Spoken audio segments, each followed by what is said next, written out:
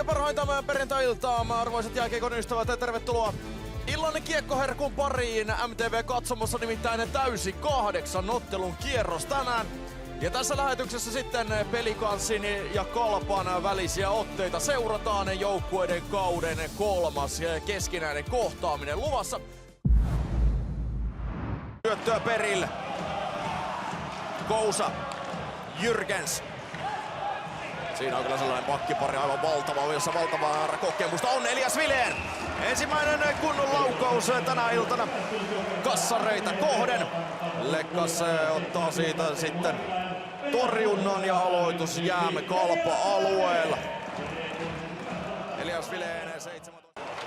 Niin ehkä tästä illasta ei maalijuhlaa voidaan odottaa, mutta tasaista voidaan. Patrick Curry nyt on loista paikassa ja ohittaa Bartosakin. Se ensimmäistä kertaa tänä iltana. Juuli maaliaan heittämällä jalat kohti kattoa kulmauksessa. Ja siitä sitten kuopiolaisille kannattajille juhlaa. Kun vajaat 4 minuuttia täynnä ja Currylle maali nyt toisessa matsissa peräkkäin. Lappalainen, Rissanen. Lappalainen, nyt on tullut Koskapanen jäälle, hakee poikittain, Rissanen. Lekkas takoo ja mailaansa, kohta on joukkue täynnä. Ja Pelikas selvittää tämän. Toki on siellä 2 sekuntia vielä, mutta vaikuttaa nyt siltä, että Pelikans tämän ison AV:n heti alkuun selvittää.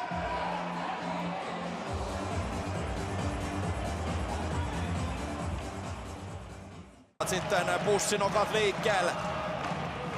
Tämä levitys oikealle kaistalle, se menee liiaksi eteen lahtelaisten näkökulmasta. Siitä on Kalpalla mahdollisuus jopa 2 yhtä vastaan. Kompe hakee syötön! Ja August Thornberg niittaa peli 2-0.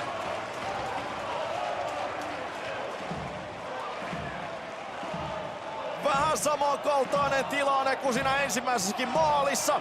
Pelikas viisikko yllätetään. Kalpa tulee nopeasti maalia kohden ja on myös viimeistellyt näistä omista paikoista. Stapelin hakee sieltä Vatnaa maalin edustalta. Dudas. Kousa. Staple odottaa jälleen vasemmalla. Sieltä kuitenkin lähetetään maalin edustalle ja siinä on lahtelaisten illan ensimmäinen. Oskar Sepatna on maalin edustalla valppaana ja hän tekee ylivoimalla Pelikanssin illan ensimmäisen. Ja painoiko vähän Cole Palmer tuuletusta siihen perään?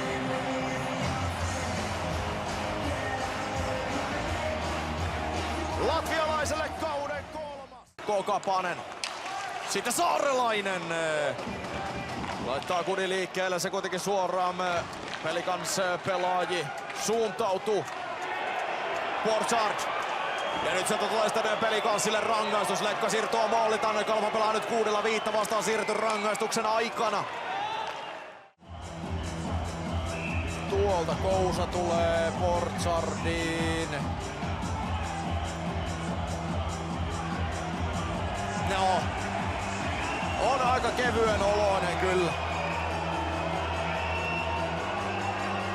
Se on kuitenkin vihelletty.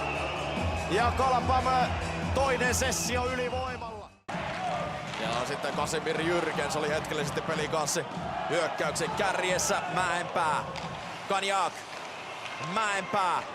Ei lähde ampumaan jakaa viereen siihen. Sieltä lähtee yritys ja sieltä lähtee myös toinen ja Bartosak hoitaa nämä molemmat.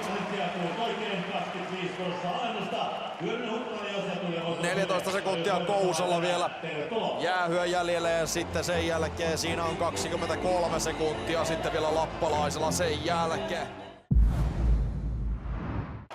Se siirto ei omaa aluetta puhdista. Jürgens. Siellä ajaa nyt sitten Kapanen kovaa taklauksen. Kousaa Kapanen! Antaa mennä mitä käsistä lähtee ja Bartosak näyttää lahtelaisyleisölle, että ei tänään. Sitten mennään tilanteen ulkopuolella. Kapanen vastaa Kousa. Nyt siinä sitten siinä jäi Kousalle nyt hampaankolo. Sieltä maalin taustojen tapahtumista.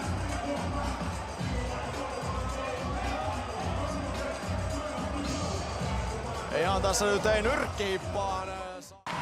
Putnam on jälleen tuossa kamppailussa vahvempi. Kiekko tulee viivaan, Kousa. Tässä on kyllä Pelicansilla hyvin aikaa. Iskeä vaikka useampikin maali. Nyt on tuomaristolla käsi pystyssä ja tuliko Patnalle siitä maalin edustalta jäähy. Ja sitten rangaistustilanne tarkistaa video. Tämä sitten tekee sen, että se Pelicansin takaa ja nyt karisee kyllä melko tavalla.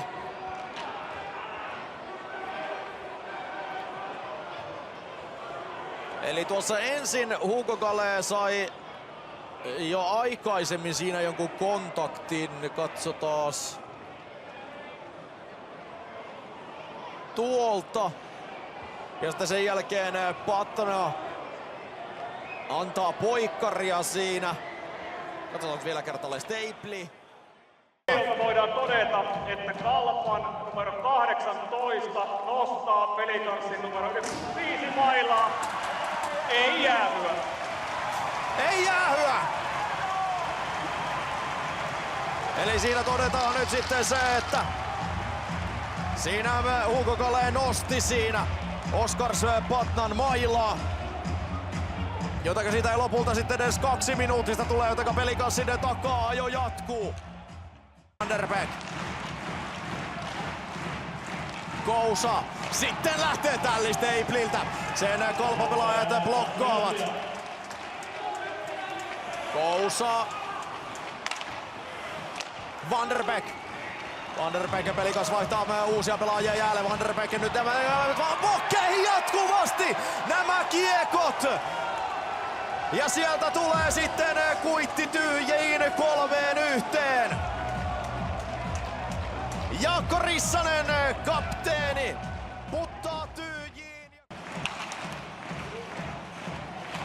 Daniel Nieminen ampuu vielä, mutta ei ole kyllä Pelicans pelaajien laukauksissakaan tarvittavaa laatua tänään ollut. Kalpa on tänään parempi lukemin 3-1. Ja kerää tästä kauden 3. päänahan Pelicansista.